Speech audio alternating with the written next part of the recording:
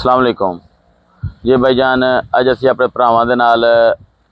खाद दे हवाले दे नाल गल करांगे कि जिहड़े कमाद नूं गवारा इस्तेमाल करनी है वो किहड़े टाइम दे उत्ते इस्तेमाल करनी है ते किहड़ी मुद्दे च इस्तेमाल करनी है। जी भाईजान, जिवें कि तुहाडे सामने तुसीं मेरे पीछे चैक कर सकते हो कि मैं गन्ने दे खेत दे विच इस टाइम खड़ा होया मौजूद हाँ। भाईजान, सब तो पहली गल ये वे कि कोशिश साडी यही होनी चाहिए है कि जिस टाइम एक गन्ना तकरीबन 5 तो 6 पोरियां बना लवे उस टाइम उन्होंने गुआरा का इस्तेमाल सब तो ज़्यादा उन्होंने उस टाइम देनी चाहिए। गुआरा उस टाइम उन्होंने सब तो ज़्यादा जरूरत गुआरा की होंगी है। उसकी वजह यह होंगी है, जिवें तुहानूं खाने आ, उसकी वजह यह होंगी है कि जिवें ये तुसीं चेक कर सकते हो कि मुढ़ ए वेखो माशाअल्लाह, ए चेक करो तुसीं, जिहड़ा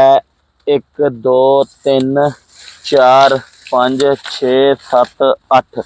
8 पोरियां इसने गन्ने दियां बनाइयां ने। दूसरा नंबर ये वे कि जेड़े गन्ना जिन्नी देर तक यानी कि अगर उसने पोरियां नहीं बनाई हुई उसनूं जदों असीं गुआरा खाद लगानी है उसने जिहड़ियां साडियां इत्थे जड़ हुंदी है इस जगह दे विच,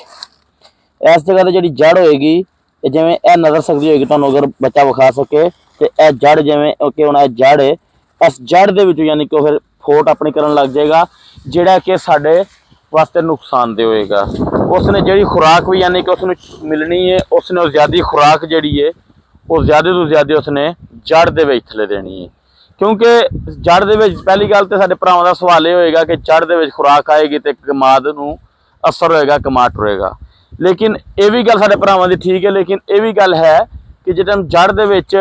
होनी है खुराक मिलनी है, जड़ ने यानी कि उत्थे थल्लों अपने नाल जड़ दे शगूफे कड्ढने शुरू कर देने ने,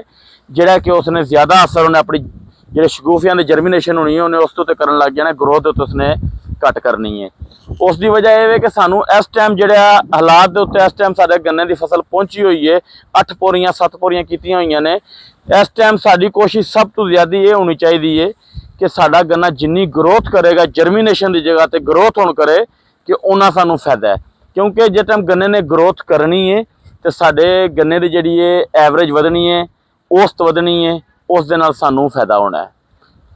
अगर साडे भरावां नूं साडी ये वीडियो अच्छी लगी होवे तो अपने तमाम दोस्तों तक लाजमी शेयर करिया जे, साडे चैनल नूं सबसक्राइब लाजमी करिया जे, बैल आइकॉन दे बटन नूं दबाना ना भुलिया जे,